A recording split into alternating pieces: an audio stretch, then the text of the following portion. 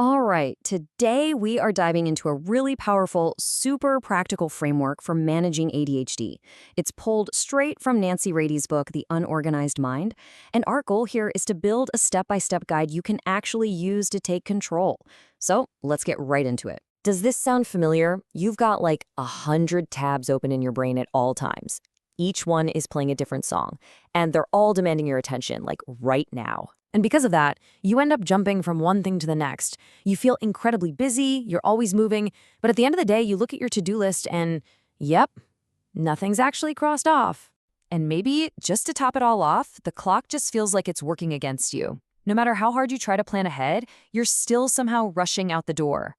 Look, if any of that just hit a little too close to home, you need to hear this. These aren't personal failings. They are classic, textbook symptoms of a neurobiological difference. This is probably the most important shift in thinking you can make. It is not a character flaw, it's not a lack of willpower, it's about having a brain that is literally wired differently. And once you get that, you can stop fighting against your brain and start working with it. That idea, that's the foundation for everything that comes next. So, okay, with that new perspective, what's the next step? Well, the book lays out this really forward-looking approach. It's less about digging into the past and all about building real-world skills for the future. And that brings us to a really important distinction: therapy versus coaching. Therapy often helps you understand the why you have these patterns, looking into your past. Coaching is all about the what and the how for right now. What can you do today to get that project done? How can we build a system so you don't lose your keys again? It's intensely practical. Ratey tells this amazing story about climbing a mountain. Her guides didn't carry her up. They couldn't. Instead, they walked with her, pointing out, hey, that spot's slippery, or this part of the bridge is weak. That's the perfect metaphor for a coach. They're there to guide you, to support you. But you are the one doing the climbing. So, how do we start becoming our own guide? Well, Ratey gives us this brilliant framework she calls ANSWER. Think of it like a roadmap. And we're going to start with the two most important steps right at the beginning. And here it is, the whole thing at a glance. Acknowledge, narrow, strategize, work, evaluate, and repeat. You can see it's a circle, right? It's a continuous process you can use for pretty much any challenge that comes your way. So let's break it down piece by piece. First up, acknowledge. And this goes way deeper than just saying, okay, I have ADHD. This is about creating some space between you and the symptoms. It's the game-changing shift from thinking I am a procrastinator to I have ADHD, which makes procrastination a challenge for me. See the difference? One is who you are, the other is a problem you can solve. Next, we narrow our focus. It's so tempting to try and fix everything all at once, right? The work projects, the messy house, your finances, it all feels like a 5-alarm fire. But that's a surefire way to get completely overwhelmed. The secret is to pick one thing, just one. Let's say home chores.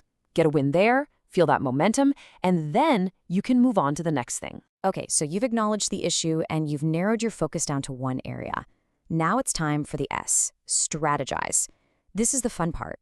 This is where you get to be an architect and design a plan that's made specifically for your brain. And the most important rule here is there's no one-size-fits-all solution. Forget what you think you should do. What already works for you? Maybe you never miss a deadline at work. Great. Borrow that structure for your personal project. Are you a visual person? Go crazy with sticky notes and whiteboards. More of an auditory learner? Alarms and timers are your best friend. This is about discovery, not discipline. A brilliant strategy doesn't mean a thing if it just sits in a notebook. So this last part of the framework is all about turning that plan into action, making adjustments and sticking with it. This is how you build a real, lasting habit. Now we work the plan. This is where the rubber meets the road. It means you actually set the timer for 20 minutes. You actually make that call to the friend you asked to keep you accountable. You're actively putting your strategy into motion. Then, after you've given it a real try, you evaluate. And this part is crucial. It is not about judging yourself. You're not grading your performance. You're a scientist collecting data. What worked? Cool. What totally didn't work? Also cool. That's not failure, it's feedback. And that feedback tells you exactly what to try next. And finally, we repeat. You take what you just learned from your evaluation, you tweak your strategy, and you try again. This is a cycle. Some days are going to feel like 2 steps forward, 1 step back. And that's okay. That's part of the process. We're aiming for progress here, never perfection. So when you put it all together, what do you have? The ANSWER framework isn't just a collection of organizing tips. It's a whole new way of thinking.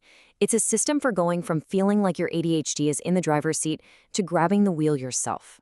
Really, the core message of the entire book boils down to this incredibly powerful idea. When you understand your own brain and you start building systems that work for it, you stop being a side character in a story that's just happening to you. You become the author. This framework is basically the pen. It's in your hand. So what's that one area you want to focus on? What's that one tiny strategy you could try today? What will you write on the very next page?